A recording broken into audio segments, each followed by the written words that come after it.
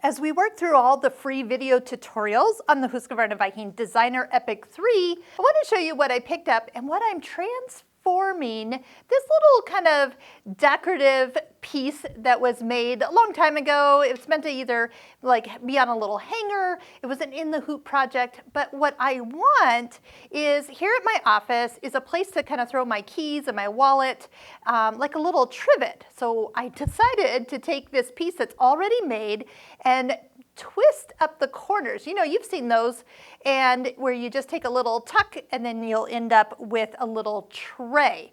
Well, as you can see, the thickness of this piece is intense. Plus, when we turn it, we are doubling it. So what I want to show you is how to set up the machine to go through that super thick layer and what you're going to start to experience. And if you haven't experienced it yet, it's a little bit daunting, but this machine has the penetration power like you would not believe. And I know there's a technical way to describe it, but what happens is as the needle gets to something super thick, what it's going to do is start to push itself through it. So you can max it out. I mean, I've done a video and I'll put it right up here.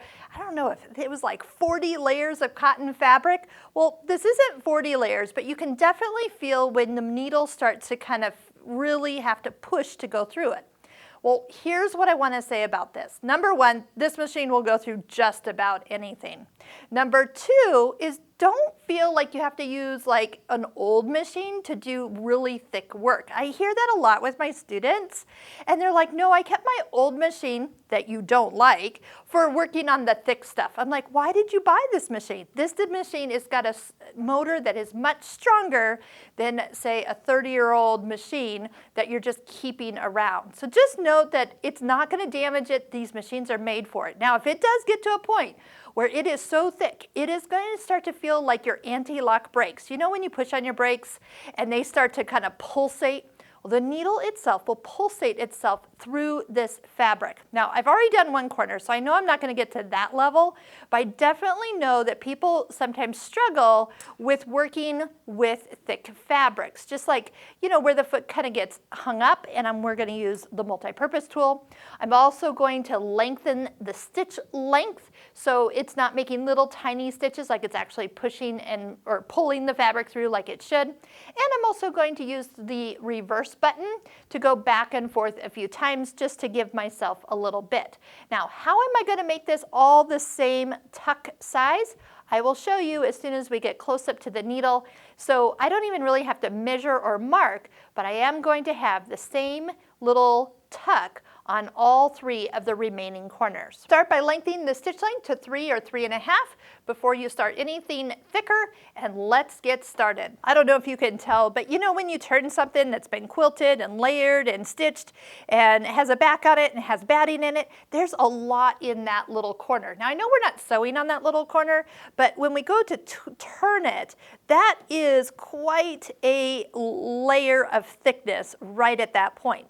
So what I'm going to do is I am needing to stitch a line perpendicular to this edge. So I've decided to use the 3.5 centimeter mark on the throat plate, and all I need to do is move this so it is perpendicular to kind of the front part of the machine. You can also turn the projector on so you could have a line and part of the grid to kind of keep you perpendicular as you sew.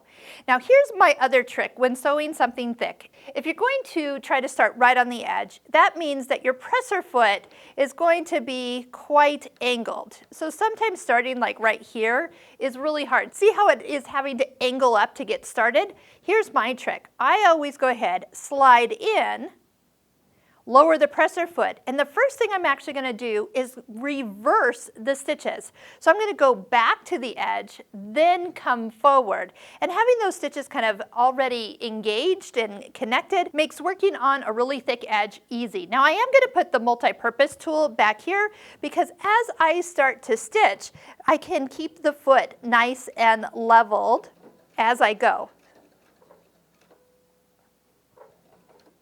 Tap the top of the foot control to drop the needle into the fabric and reposition this so it's right where it needs to be. When you're ready to sew forward, touch the reverse button to turn the light off, and now I'll be going in the forward direction.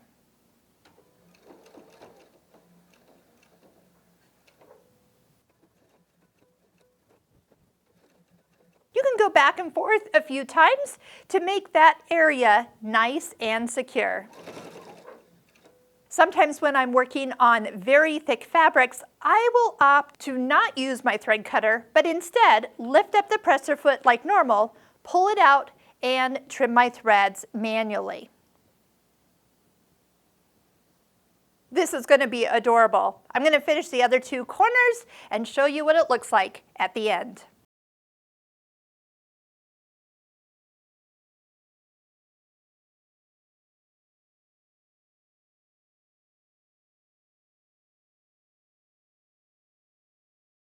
If you notice you're having trouble getting the thickness out, remember you can touch the foot up button 2 times, once and twice, and you'll get a higher lift and the feed dogs will lower so you can easily get the fabric out from underneath the foot. And today I actually needed that function. This was just what I was hoping for, an easy place that I can toss some basics and know that I need to remember to take them home with me when I leave. This could be something that if you had pot holders or something that was supposed to be a pot holder but didn't turn out to be a pot holder, you could easily take the little corners, tuck them, and make yourself a couple little trivets. I have a few of these in my nightstand drawer, which I keep like chapstick and a few other basics that I need during the night, and it's always easy to find them when I open the door and there's no light on. I hope you'll check out all of our free video tutorials that we are making on the Husqvarna Viking Designer Epic 3, plus in the description below the YouTube video you can find all of our online courses we recommend for those of you who own this beautiful machine.